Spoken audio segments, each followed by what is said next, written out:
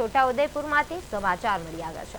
છોટાઉદેપુર જિલ્લાના નસવાડીના આમરોલી ગામ નજીકથી પસાર થતી નર્મદા મેઇન કેનાલની સાઈડમાં સસ્તા અનાજની દુકાનોમાં અપાતા સરકારી મીઠાનો આખો ટ્રેક્ટર ભરીને જથ્થો ફેંકી દેવામાં આવ્યો છે।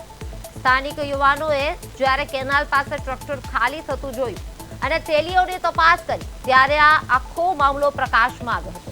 આશ્ચર્યની વાત તો એ છે કે જે ફેંકી દેવાયેલા મીઠાની એક્સપાયરી ડેટ હજુ પૂરી પણ થઈ નથી। ગરીબ આદિવાસી પ્રજાને મફત મીઠું આપવાની યોજના હોવા છતાં રેશનિંગ દુકાનદારો ગ્રાહકોને મીઠું આપતા નથી અને જથ્થો વધી જતા આ રીતે ફેંકી દેશે। હવે જેથી લોકોને બજારમાંથી મોંઘું મીઠું ખરીદવું ન પડે અને સ્થાનિકોએ આ અંગે પુરવઠા વિભાગને પણ કરી હતી અને ફરિયાદ કરી હતી, ત્યારબાદ કડક માંગ કરી હતી।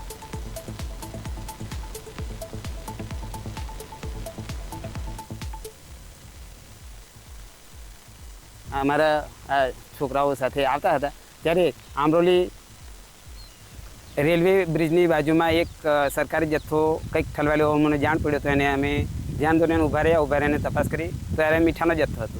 જે મીઠું અત્યારે સુગર, ચરબી, પ્રોટીન, આયોડિન અને લોહ તત્વ જેવા પૂરેપૂરા શરીરને પ્રોત્સાહિત કરીને કોઈ પણ શરીરમાં ઉણપ ના આવે બાળકોને એ માટેના પ્રોટીનયુક્ત મીઠું આપવામાં આવે છે। જે પુરવઠા શાખાએ આપેલું થયેલું મીઠું વિતરણ થયેલ નથી, જેની ગંભીરતાપૂર્વક દરેક પુરવઠા વિભાગે નોંધ લે અને નોંધ લઈને આ મીઠું સહી સલામત બાળકોને પહોંચે એવી જોગવાઈ કરે એવી મારી વિનંતી છે। રેલવે ફાટક આવેલી છે અને એ રસ્તા પરથી અમે પસાર થતા હતા ત્યારે અમને પુરવઠા વિભાગનો ખૂબ જ પ્રમાણમાં જથ્થો મળી આવ્યો છે।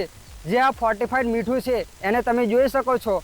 તો વહીવટી તંત્રને અમારી વિનંતી છે કે આ ફોર્ટિફાઈડ મીઠું આદિવાસીઓના વિકાસ માટે આપવામાં આવેલું છે, તો આદિવાસીઓના વિકાસ માટે આ મીઠું કેમ આપવામાં નથી આવ્યો?